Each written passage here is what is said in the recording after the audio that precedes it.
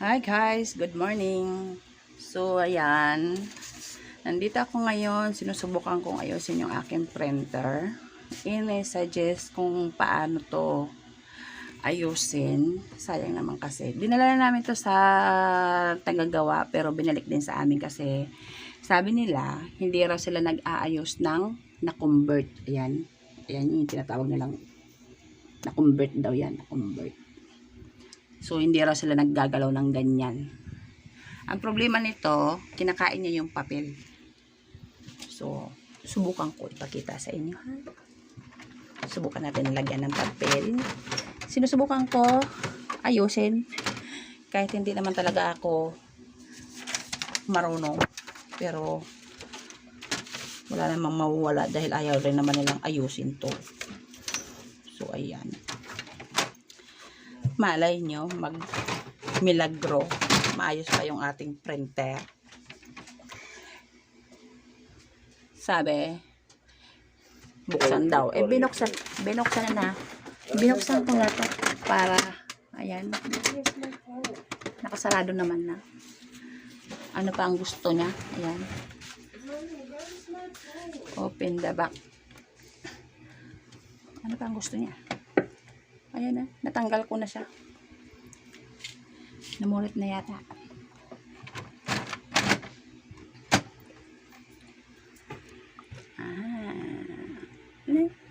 Tinanggal ko na nga eh. Loko. Close the scanner. Yan. So, makikita niyo yan kung nag-print.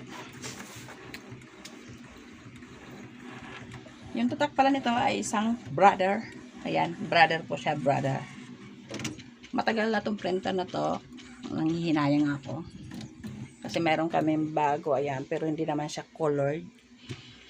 Umasa kasi ako dyan, ayan, na colored to.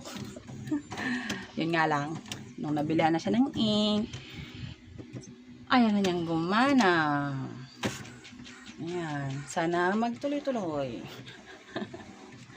Sabihin na naman yan. Diyan natin makikita kung ano yung papel. Ayun. So, nakikita niyo ba? Ano ang sabi? See the troubleshooting. Tapos, open ko raw yung likod. So, makikita nyo. Ayan. Yung mga ganito, ano ba ang problema?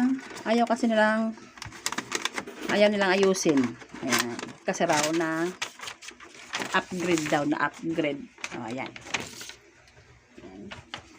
Yan yung nangyayari sa papel. Ayan, o. May nagagasgas. Ayan. So, ayan.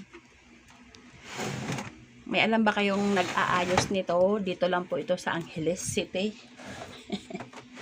Dinala namin to sa mismong brother. Pero ayaw nilang tanggapin. Kasi, ayan, yan yung problema. Pangit po ba pag ina-upgrade, tapos pag nagka-troubleshooting, hindi nila aayusin. Ayan. Sayang naman kasi. So, ayan. Yan lang yung aking ipapakita sa inyo. Kung mayroon po kayong alam kung saan po pwedeng maayos or may alam kayong basic na pwedeng maayos, ayan.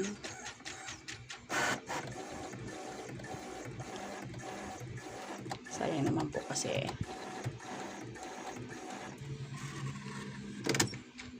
bigay lang to sa akin.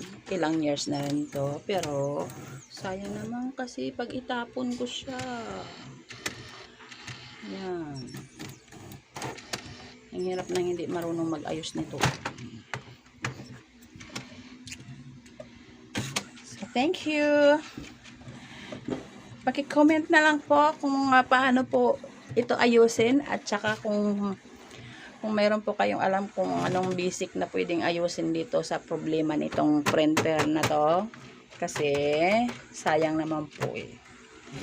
Kung meron po kayong alam at may basic kayong alam dito sa pag-aayos nito, daming alikabok ko. Paki-comment na lang po.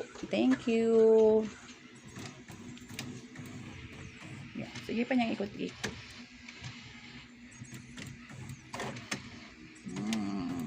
Okay, bye-bye.